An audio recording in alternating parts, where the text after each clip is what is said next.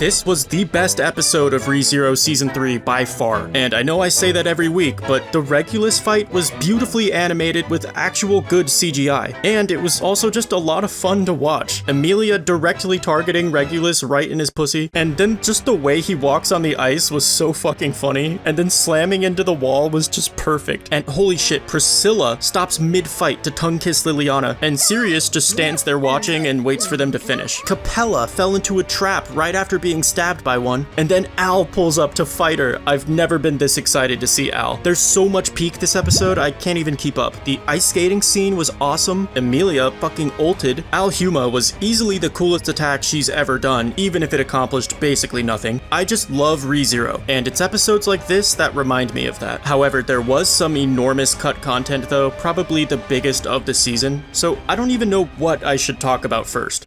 Alright, so about the Yuri scene. Subaru figures out the mechanics of Regulus's authority, except he hasn't yet identified his weakness. But he does tell us it has something to do with his heartbeat. And then Reinhard confirms that Regulus doesn't have a heartbeat, which means Regulus can't get an erection. Yeah, without a heartbeat, your blood doesn't flow anywhere, so Regulus is unironically more down bad than Rudius. Anyway, his invincibility is actually just a side effect of him pausing his body in time. And while his body's time is paused, it can't be affected by any outside interference, so that's why he hasn't aged in over 100 years. He's also immune to gravity, water resistance, and of course, any and all forms of damage. It's important not to get too caught up in the physics of his ability though, because you'll probably find some inconsistencies, but a simple spoiler-free way to understand it is basically if Regulus punches a rock, his fist would go inside of the rock and then delete the part of the rock that it would have touched. And as we've seen many times, Regulus can apply that effect to not only his body, but also anything he touches. For example, the dirt he threw at Pandora last season, or the water he used this episode, which is probably the most dangerous possible application of his authority. Freezing the time of this huge mass of water and then using it to essentially rain bullets down on our two main characters with nothing to defend themselves except plot armor. I mean, realistically, this attack probably should have killed them, right? How the fuck did they survive this? That attack was absolutely brutal, but the second most terrifying application of Regulus's authority is probably what he does to Reinhard here. When Regulus freezes the time of an object and shoots it outward, the object stays in motion, so these water droplets could theoretically continue down into the core of the earth if Regulus wanted them to. So he does actually send Reinhard all the way to the moon here. And I would love to see Reinhard's POV from up there because ReZero's world is canonically flat, so I've always wondered what it would look like from above. Can we also just appreciate Emilia's dialogue? I mean, Subaru says, "Lend me your ear," and Emilia replies, "Make sure you give it back."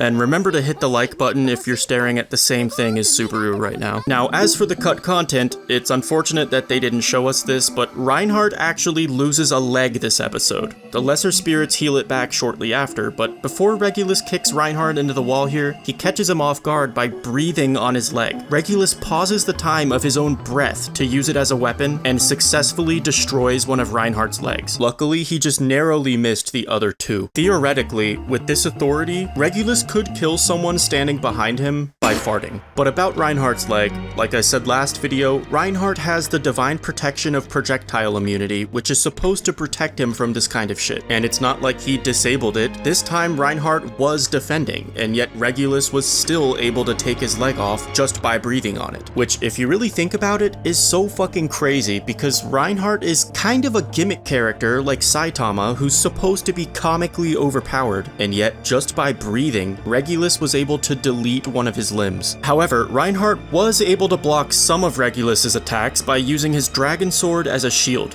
But remember what I said about the rock? You can't block Regulus's attacks. You can dodge them, but blocking them is impossible. Yet we just saw it happen for the first time ever in history. So it's my understanding that divine protections are buffs that obey the laws of the world, but authorities can bend or even break the laws of the world. And then above authorities is a mysterious third category that exists beyond my comprehension, which includes things like Reinhard's sword that can't even be damaged by Regulus Regulus, who has the strongest authority in the world. What the fuck is that sword made of? If this authority that breaks the laws of reality somehow can't damage the sword, then that can only mean that the sword also exists outside of reality. And remember, Priscilla's Yang sword is in the same tier as Reinhard's dragon sword. The Yang sword's fire is 7 times hotter than normal fire, and unlike the dragon sword, it can be drawn at any time and used against any opponent. It does have other limitations that I can't talk about due to spoilers, but apparently the Yang sword can kill 1,000 people with one swing. ReZero has 10 legendary swords of power, and these are 2 of them, so I'm willing to bet that just like the dragon sword, the Yang sword can't be damaged either, even by Regulus's authority. And remember the seal from season 2? Well, it was also described as a solemn holy space exempt from the laws of the world. And whatever the fuck it is, it couldn't be opened even by Pandora's authority. So I would put the seal, the Yang sword, and the dragon sword in the same category.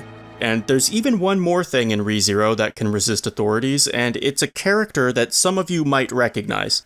Natsuki fucking Subaru. The whole point of the authority of sloth is that it's supposed to be invisible, but Subaru can see that shit. And the whole point of gluttony is that it's supposed to erase people from memory, yet Subaru can still fucking remember them. And finally, if Subaru ever gets the authority of greed, I bet he could probably still get an erection. Anyway, yeah, Subaru realizes that Regulus and all the other archbishops are named after stars from our universe, which at first he thought was just a coincidence, but now after seeing the Kararagi architecture that looks like it's copy and pasted from Japan, Subaru has 100% confirmed that there's other people from Earth in ReZero. And if you missed this break time episode, which you did, it's now confirmed that Al is from Japan as well, and he has a star name too, just like Subaru. Which, by the way, if you didn't know this, I'm about to blow your fucking mind. Subaru is a Japanese word meaning unite, as well as the name of a star cluster known as the Seven Sisters. So just the main character's name pretty much reveals what the overarching plot of ReZero is. As for the archbishops, Batankaidos in Arabic means belly of the whale, and Alfred is part of the constellation Hydra the water snake, which are coincidentally 2 of the 3 great mob beasts created by the Witch of Gluttony. The star Betelgeuse is part of the Hand of Orion, Sirius is Latin for scorching, and the star Regulus is part of the Leo constellation, which is how Subaru came up with Lion's Heart. But then why do the archbishops have star names?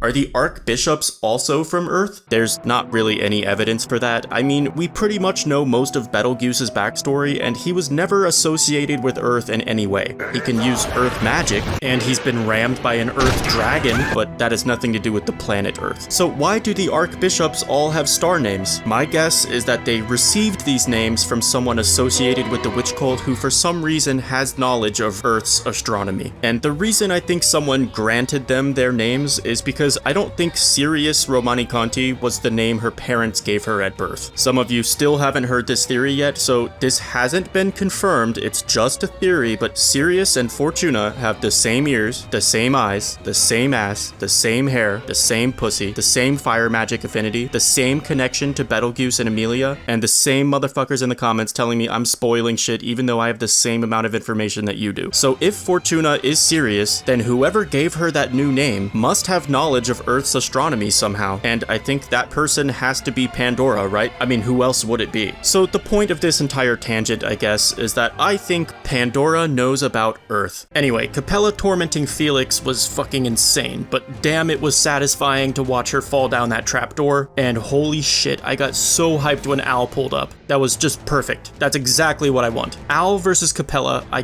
can't believe we're actually about to see Al fight for the first time, and although I don't always trust this man, I definitely trust him to beat Capella's fucking ass. Sirius name drops Iris and the Thorn King, which appears to trigger Priscilla, and there's even an after credits scene you probably missed that shows Sirius getting the upper hand in the fight. Obviously, I can't tell you what Iris and the Thorn King means because of spoilers, but it's the kind of thing Garfield would read about in his books, so it's not that weird that Sirius knows about it, but it is weird that she knew it would trigger Priscilla. Can Sirius actually read minds?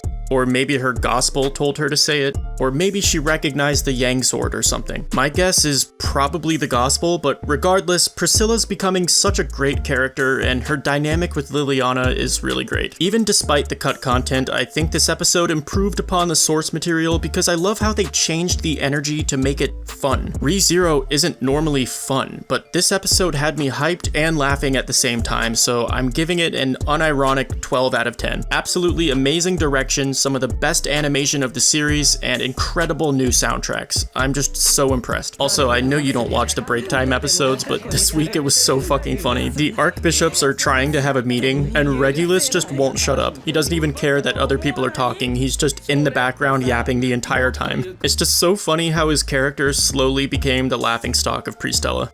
Anyway, thanks for watching. That's all for now. Keep talking about ReZero. I'm out. Peace.